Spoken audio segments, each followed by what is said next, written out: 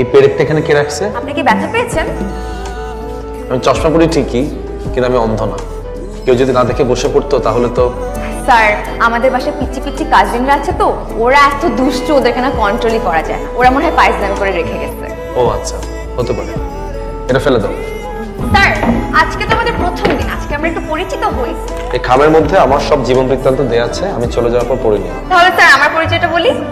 তোমার সব জীবন বৃত্তান্ত আমি তোমার ফ্যামিলির কাছ থেকে শুনে নিয়েছি। তোমার ম্যাথ বইটা দাও। ম্যাথমেটিক্সটা খুব ইন্টারেস্টিং একটা সাবজেক্ট, বাট প্রত্যেকটা স্টুডেন্ট ম্যাথ কেন ভয় পায় জানো? কারণ তারা ম্যাথমেটিক্সটা। স্যার কি ফেক রে বাবা। স্যার দেখেন, আমার বান্ধবী সেদিন আমার সাথে নিউ মার্কেটে গিয়ে ব্যাগটা কিনছে রেপ্লিকা, আর এখন স্ট্যাটাস দিতে ফ্রম অ্যাব্রোড। তোমার ফোনটা দিকে দাও তো। সিদা। আন্টি, স্যার, আন্টি, কিছু মনে না করলে একটু এদিকে আসবেন। স্যার আমি তো একটু রান্না করেছিলাম স্যার। আন্টি, এই ফোনটা আপনার কাছে রেখে দেন। ওর এক্সাম শেষ হওয়ার আগ পর্যন্ত ওকে ফোনটা দিবেন না। মানে কি স্যার? আমার তো যে কোনো ইম্পর্টেন্ট কাজে ফোনটা লাগতে পারে। তুমি তো তোমার ফ্যামিলির সাথেই আছো, যে কোনো প্রয়োজনে তুমি তাদেরকে পাশে পাবে। খাতার উপরে সূত্র থাকবে এখন থেকে, এসব লাভ সাইন এগুলো খাতার উপরে রাখা যাবে না, ঠিক আছে? আপনি ভিজে গেছেন কিভাবে? বাইরে তো বৃষ্টিও হচ্ছে না।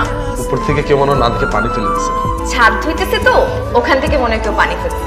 স্যার ভেজা শরীরটা তো আপনি পড়াতে পারবেন না। আমি আম্মু আব্বুকে বুঝিয়ে বলবো, আপনি আজকে চলে যান। না না, ইটস ওকে, আমি পড়াতে পারবো, নো প্রবলেম। তুমি জাস্ট আমাকে একটা টাওয়াল দাও, তাহলেই হবে। আসো। আপনি জানতো স্যার, আমার বাসার ব্যাপার নিয়ে আপনার টেনশন করতে হবে না। এই যে টিস্যু আসছে, আমি টিস্যু দিয়ে মুছে ফেলতেছি। টাওয়াল দিচ্ছি। হ্যাঁ, আপনি আজকে সন্ধ্যায় আসলেন কেন? কি সুন্দর একটা সিরিজ দেখতেছিলাম। এই সিরিজটা দেখতেছিলাম, ওখানে নায়িকাটা এত টাউট স্যার, ডাবল টাইমিং করে। আর মেতে হোমওয়ার্কটা বের করো। স্যার হোমওয়ার্ক তো করি নাই, শুনেন না। ওই সিরিজের দুইটা নায়ক, একটা নায়কের ক্যাট সাই এত হট স্যার, আমরা জাস্ট টাকা। What is this sir? Sir আপনি একটা মেয়েকে হাত তুললেন। তুমি আমার স্টুডেন্ট, শিক্ষকের কাছে ছেলে মেয়ে কোনো ম্যাটার করে না। কালকে থেকে যদি আমাকে হোমওয়ার্ক না দাও, প্রত্যেকটা হোমওয়ার্কের জন্য আমি তোমাকে 2টা করে বাড়ি দিব। এখানে কি করো সবাই? নাটক দেখতে আসছো? হোমওয়ার্ক বের করো। যতদিন না পর্যন্ত তুমি আমাকে প্রপারলি হোমওয়ার্ক না দিচ্ছ, আমি তোমাকে নতুন কোনো চাপটা পড়াচ্ছি না। হোমওয়ার্ক করিনি। তুমি যেভাবে পড়াশোনা করতেছো, আমার পক্ষে পসিবল না তোমাকে পাশ করানো। তুমি যে তোমার ফ্যামিলির বিপক্ষে গিয়ে পালিয়ে যাচ্ছ। ধরো তুমি কোনো ছেলের সাথে পালাই গেলা, ভবিষ্যতে তোমাদের মধ্যে যদি কোনো ধরনের দুর্ঘটনা ঘটে, তখন তুমি কি করবে? আজকে যদি পরীক্ষা তুমি ভালো রেজাল্ট করো, সেটার ফল কি আমি ভোগ করবো? সম্পূর্ণটা তুমিই ভোগ করবা। আমার কাছে মনে হইতেছে শিক্ষক হিসাবে তুমি আমাকে পছন্দ করতেছো না। সো বেটার আমি তোমাকে না পড়াই। আপনি কখন আমাকে সুন্দর করে বুঝায় বলেন না, সবসময় শুধু ঝাড়ি দিয়ে কথা বলছেন। আপনি যদি সুন্দর করে আমাকে বুঝায় বলতেন, তাহলে তো আমি প্রতিদিনই হোমওয়ার্ক করে রাখতাম। বলছে তুমি নাকি অল্পতি প্রেমে পড়ে যাও। আল্লাহ স্যার, আপনি আমার বাসার কারোর কথা কান দিয়েন না তো। আমি যখন ক্লাস 5-এ পড়ি, তখন থেকে এলাকার সব পোলাপান আমার জন্য পাগল। তোমাকে নেক্সট টাইম কি যদি প্রপোজ করতে আসে, তুমি জাস্ট তাকে বলে দিবা, দুঃখিত, আপনার সাথে আমি কোনো ধরনের সম্পর্কে জড়াতে পারবো না, ঠিক আছে? ঠিক আছে স্যার, আগে এসে কথা বলেন, তারপর বলবো।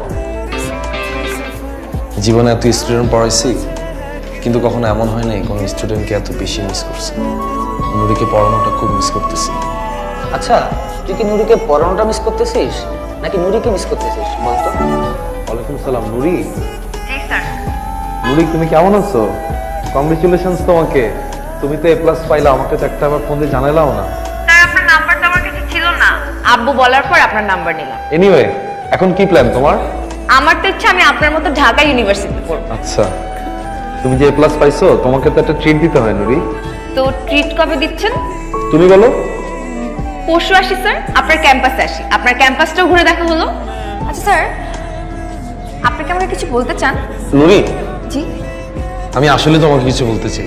নুরি, আমি খুব নিম্ন মধ্যবিত্ত পরিবারের একটা ছেলে। ক্লাস 8 থেকে স্টুডেন্ট পড়াইতে পড়াইতে আজকে এতদূর পর্যন্ত আসছি, কিন্তু আমার কোনোদিন এমন হয় নাই আমি আমার কোনো স্টুডেন্টকে এত বেশি মিস করছি।